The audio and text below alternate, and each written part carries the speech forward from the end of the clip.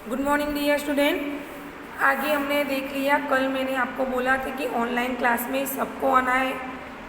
कल हमने सीखा था चैप्टर 4। फिर से मैं एक बार, आप सब ऑनलाइन क्लास में नहीं आए थे, कल सिर्फ 80 स्टूडेंट आए थे। ओके, मैं सबको बता रही हूँ कि ऑनलाइन क्लास में सबको आना है। अभी शायद आपकी स्कूल भी स्टार्ट हो सकती है। ठीक है, तो कल हमने जो किया था चैप्टर 4 में एक बार आप सबको बता देती हूँ। उठोदरा के अमर सपूतों, उनके लेखक का नाम है द्वारिका प्रसाद माहेश्वरी। तो यहाँ पे जो बताया गया है वो है कि ये भारत माता के अमर पुत्रों, गुलामी की रात बीत गई है और आज़ादी का सवेरा हुआ है। अब तुम अज्ञान आलस्य की नींद से जागो और देश के नवनिर्माण में लग जाओ। तुम्हें देशवासियों के जीवन में फिर से नया उत्साह बनना है, उनमें नए प्राणों का संचार करना है। तो यहाँ पे क्या बताया गया है कि देश के नौजवानों यानी कि आने वाला कल, आप सब जो बच्चे हो, छोटे बच्चे हो, वो कौन है? आने वाला कल है। ठीक है, तो जो अभी नौजवान सो गए, तो आप लोग को सबको बोला गया है कि आप सब उठ जाओ और देश के नवनिर्माण के लिए कार्य करो। नई प्रातः नई बातें, नई किरणें, ज्योति नई, नई उमंगे, नई तरंगे, नई आशय सांस नई, युग युग के मुरझे सुमनों में नई नई मुस्कान भरो। उठो धरा के अमर सपूतों, पुनः नया निर्माण करो। तो आज़ादी की नई सुबह में नई चर्चाएं हो रही है, नई विचारों की किरणें फैल रही है। सब अपने जीवन में नए प्रकाश का अनुभव कर रहे हैं। लोगों के मन में नई उमंगें हैं और हौसले की नई लहरें हैं। सबके मन में नई आशाएं हैं। आज देशवासी खुलकर सांस ले रहे हैं। हे देश के सपूतों, तुम्हें युग युग के मुरझाए हुए फूलों को नई मुस्कान देनी है, उन्हें फिर से खिलाना है। तो यहाँ पे बताया गया है कि जो समय चला गया वो समय को हमको वापस नहीं लाने वाले, लेकिन आने वाला जो कल है उनको हम चेंज कर सकते हैं, यानी उनको सुधार सकते हैं। ठीक है, इसके बाद है डाल डाल पर बैठ विहग, कुछ नए स्वरों में गाते हैं। गुनगुन गुनगुन करते भौरे, मस्त उदय मनराते हैं। नवयुग की नूतन वीणा में नया राग नव गान भरो। उठो धरा के अमर सपूतों, पुनः निर्माण करो। तो आज़ादी की सुबह में प्रकृति भी आनंदित है। मनुष्य तो आनंदित खुशी है ही, लेकिन साथ साथ में प्रकृति भी अपने साथ आनंद कर रही है। पेड़ों की डालों पर बैठे पक्षियों के स्वरों में भी नवीनता है। वे भी जैसे खुशी का कोई गीत गा रहे हो। बागों में भौरे गुंजार करते हुए मस्ती से मंडरा रहे हैं। ये देश के सपूतों, स्वतंत्रता के बाद देश में नया युग आया है। इस नए युग की वीणा में तुम्हें नए राग और नए गाने बनने हैं। इसके बाद एक कली कली खिल रही इधर, वह फूल फूल मुस्काया है। धरती माँ की आज हो रही नई सुनहरी काया है। नूतन मंगलमय ध्वनियों से गुंजित जग उद्यान करो। उठो धरा के अमर सपूतों, पुनः नया निर्माण करो। तो इस इधर उद्यान यानी कि बगीचा, बाग में कलियाँ खिल रही है और प्रत्येक फूल मुस्कुरा रहे हैं। सारे देश में स्वतंत्रता के सूर्य का प्रकाश फैला हुआ है। ऐसा लगता है जैसे भारत माता का शरीर आज सुनहरा हो रहा है। हे देश के सपूतों, तुम्हें अपनी मंगलमयी वाणी से इस संसार रूपी उद्यान को गुंजित करना है। सरस्वती का पावन मंदिर, शुभ संपत्ति तुम्हारी है। तुम में से हर बालक इसका रक्षक और पुजारी है। सतसत दीपक जला ज्ञान के नवयुग का आह्वान करो। उठो धरा के अमर सपूतों, पुनः नया निर्माण करो। तो कवि देश के बालकों से कहते हैं कि हमारा देश सरस्वती का पवित्र मंदिर है। यहाँ की कल्याणकारी सारी विद्याएं ही तुम्हारी संपत्ति है। तुम में से प्रत्येक बालक इस विद्या मंदिर का रक्षक और पुजारी है। तुम्हें यहाँ ज्ञान के सैकड़ों दीपक जलाने हैं और नए युग का आह्वान करना है। तुम्हें सभी प्रकार का ज्ञान पाकर देश का भविष्य उज्जवल बनाना है। कल मैंने आपको ऑनलाइन क्लास में बताया था कि आप सबके कोई ना कोई लक्ष्य, हमने पढ़ लिया, हमारा लक्ष्य था जैसे कि हम टीचर बने, तो हमने पहले से सोचा था कि हमारा लक्ष्य है कि हमको पढ़ लिख कर शिक्षक बनना। तो इसी तरह आपका लक्ष्य भी होगा और आप सबके लक्ष्य को प्राप्त करने के लिए आपको क्या करना है कि मेहनत करनी। ठीक है। और मेहनत करोगे तभी आप जाके अपना लक्ष्य पार कर पाओगे, और जब आप अपना लक्ष्य पार कर पाओगे तो जीवन में आगे बढ़ोगे और देश का, मम्मी पापा का, सभी का नाम रोशन आप करोगे। तो यहाँ पे हमारा काव्य पूर्ण होता है।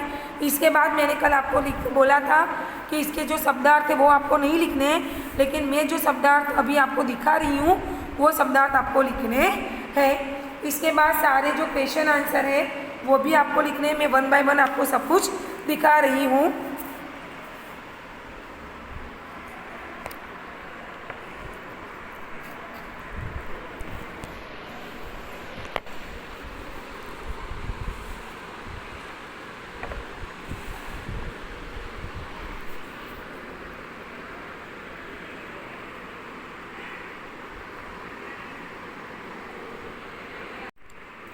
ओके, अभी सबसे पहले आपको क्या लिखना है?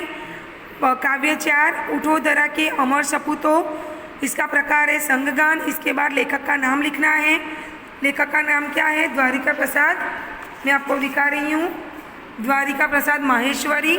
इसके बाद आपको सीधा लिखना है सारे शब्दार्थ। यहाँ पे मैं आपको दिखा रही हूँ। धरा, धरती, मातृभूमि, अमर, न मरने वाला, शपूत, कुल का नाम रोशन करने वाला पुत्र, पुनः, फिर, निर्माण, बनाना, जन जन, प्रत्येक मनुष्य, नव, नया, स्फूर्ति, उत्साह, प्राण, जीवन, प्रातः, शुभ, उमंग, उत्साह, हौसला, तरंग, लहर, आस, आशा, मुरझे, कुंभलाए, सुमन, फूल, विहग, पक्षी, नवयुग, नया जमाना, नूतन, नई, वीणा, सितार जैसा वाद्य यंत्र जो सरस्वती देवी के हाथों में होता है, राग, गाने का ढंग, सुनहरी, सोने जैसी चमकीली, काया, देह, शरीर, मंगलमय, शुभ, मांगलिक, गुंजित, गुंजार से युक्त, जग उद्यान, संसार रूपी बगीचा, पावन, पवित्र, सत, 100, आह्वान करना, पुकारना, बुलाना। तो ये सारे शब्दार्थ सबसे पहले आपको नोटबुक में लिखने हैं। इसके बाद मैं 1 बाय 1 आपको सब कुछ बता रही हूँ। जैसे कि यहाँ पे अभ्यास का आशय स्पष्ट कीजिए। क्वेश्चन 1 है, युग युग के मुरझे सुमनों में नई नई मुस्कान भरो, उठो धरा के अमर सपूतों, पुनः नया निर्माण करो। तो इसका आंसर है, मैं आपको अभी दिखा रही हूँ।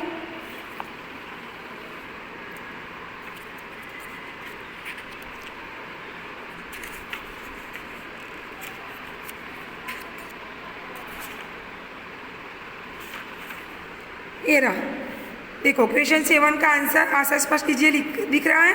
वो सबसे पहले आपको ये वाला लिखना है, हे मातृभूमि के पुत्रों, तुमने इस देश को स्वतंत्र करने के लिए बड़ा संघर्ष किया है और अंत में तुम विजयी हुए हो। सचमुच तुम भारत माता के सपूत हो, लेकिन अभी तुम्हें बहुत कुछ करना है। युग युग से पराधीनता में रहते रहते यहाँ के देशवासियों के हृदयों में निराशा भर गई है। तुम्हें इस निराशा को दूर कर इन्हें आशा बंधानी है। पराधीनता के दरमियान यहाँ जो बर्बादी हुई है उसे दूर कर हर क्षेत्र में नया निर्माण करना है। इसके बाद दूसरा क्वेश्चन है, कवि ने देश के सपूतों को क्या संदेश दिया है? इसका आंसर है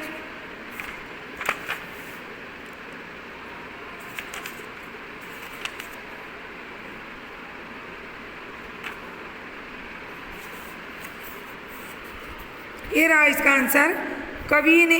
कवि देश के सपूतों से कहते हैं कि देश स्वतंत्र हो चुका है, अब तुम्हें देश का नवनिर्माण करना है। स्वतंत्र का लाभ जन जन तक पहुंचाना है। देशवासी तुमसे बड़ी बड़ी आशाएं रखते हैं, तुम्हें उन्हें निराश नहीं करना है। तुम्हें लोगों में नए प्राण फूंकने हैं। विकास के नए रास्ते खोजकर तुम्हें देश का पिछड़ापन दूर करना है। इस प्रकार कवि ने देश के सपूतों को संदेश दिया है कि वे देश को एक नए युग में ले जाए। उसके बाद है हमारी राष्ट्रीय संपत्ति कौन कौन सी है, उसकी सुरक्षा के लिए आप क्या क्या कर सकते हैं। तो इसका आंसर यहाँ पे बताया गया है। हमारी राष्ट्रीय संपत्ति कौन कौन सी है? रेलगाड़ियाँ, रेलवे स्टेशन, राष्ट्रीय राजमार्ग, नदियाँ, अभयारण्य, पुरातत्व संबंधी संपत्ति आदि हमारी राष्ट्रीय संपत्ति है। तो इसका आंसर भी यहाँ पे दिया गया है।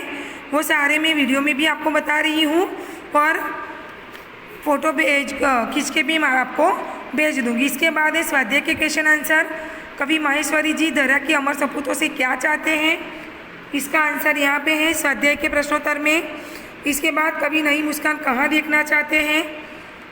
इसके बाद है देश के नवनिर्माण के लिए आप क्या क्या करना चाहोगे, इसका आंसर है ये रहा। इसके बाद इस कविता में कौन सी बातें हैं जिन्हें तुम अपने जीवन में उतारना चाहते हो, तो यहाँ पे मैं आपको दिखा रही हूँ।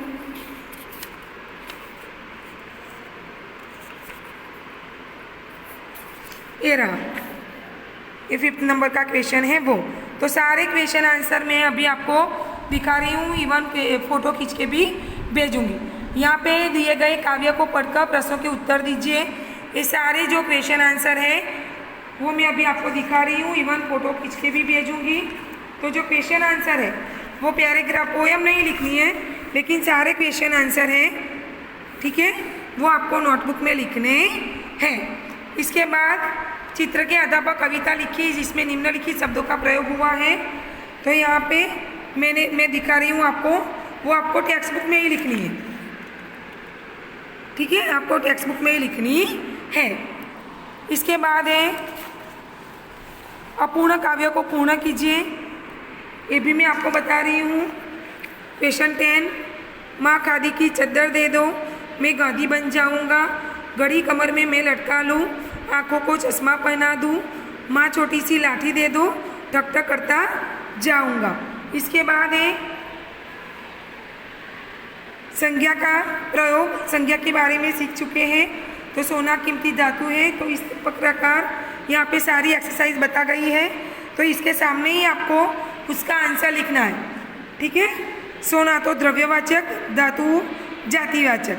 तो यहाँ पे मैं पूरा आपको दिखा रही हूँ, वो आपको आपकी टेक्स्ट बुक में ही लिखना है।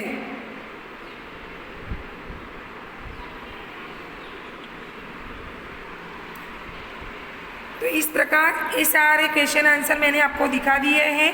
इसके बाद मैंने कल आपको समझाया था कि शुद्ध वाक्य और शुद्ध शब्द, ठीक है, शुद्ध शब्द और शुद्ध वाक्य क्या है।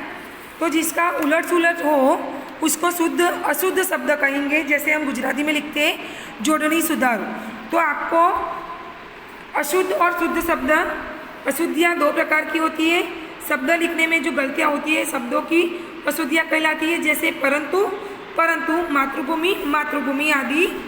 और दूसरा है वाक्य की, ओके, दूसरा है वाक्य की। तो जिसमें अशुद्ध वाक्य होता है उसका शुद्ध वाक्य करना होता है। तो अभी मैं आपको दिखा रही हूँ, सिर्फ आपको क्या लिखना है, वाक्य शुद्ध अशुद्ध, जो ये पूरा मैं फ़ोटो खींच के भेजूँगी वही आपको लिखना है। अशुद्ध शब्द, शुद्ध शब्द, पूरा टेबल आपको आपकी हिंदी की नोटबुक में लिखना है। सबसे पहले अशुद्धियाँ, ये सारे वाक्य लिखने हैं, वचन संबंधी, लिंग संबंधी और अन्य अशुद्धियाँ, ओके। इसके बाद जो वाक्य का है दूसरा टॉपिक जो है अशुद्ध वाक्यों का संशोधन। तो अशुद्ध वाक्य, शुद्ध वाक्य, ठीक है, ये सारे वाक्य भी आपको अपनी नोटबुक में लिखने हैं, ओके। तो फिर से बता रही हूँ, चैप्टर 4 हमारा यहाँ पे ख़त्म हो रहा है। मैंने उसकी एक्सरसाइज आपको बताई है, इवन फ़ोटो खींच के भी मैं आपको दिखाऊंगी। लेकिन सबसे पहले आपको क्या करना है, सबसे पहले इसके शब्दार्थ जो मैंने आपको दिखाए हैं वो लिखने हैं। इसके बाद ही आपको सारी एक्सरसाइज लिखनी है। फिर से बता रही हूँ, शायद ऑनलाइन क्लास जो भी होता है वो आपको अटेंड करना होगा, ठीक है।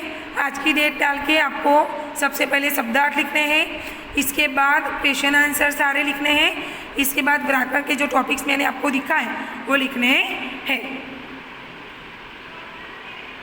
God bless you, take care, have a nice day.